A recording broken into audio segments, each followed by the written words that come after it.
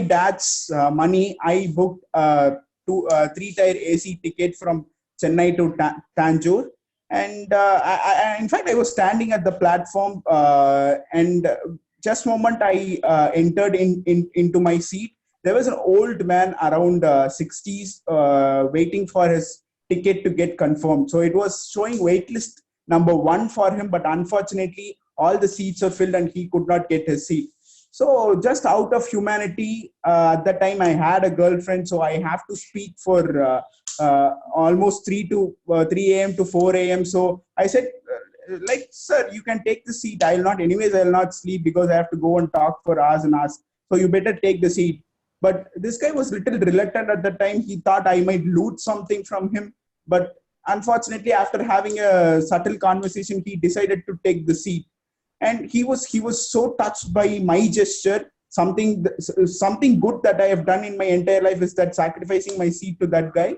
And the next day he took my number that night, and he called me next day, and he asked me to come to Tanjore Shiva temple, which was built by Rajaraja Choran, and he was having a special abhishekam on that day. So in fact, he organized abhishekam for Shivalinga that day, and he took me to the front of Shivalinga, and he in fact gave me the breakfast, and that was a great gesture from that man. So I was in fact touched by his humanity just for sacrificing my seat. He gave me a breakfast along with what I have never seen in my life. So that was one of the best incident that happened in my travel history. So on that note, it's time for me to introduce the table topics master for today, distinguished Toastmaster Satish Kumar. So Vijay spoke about that 20% productivity will yield 80% results.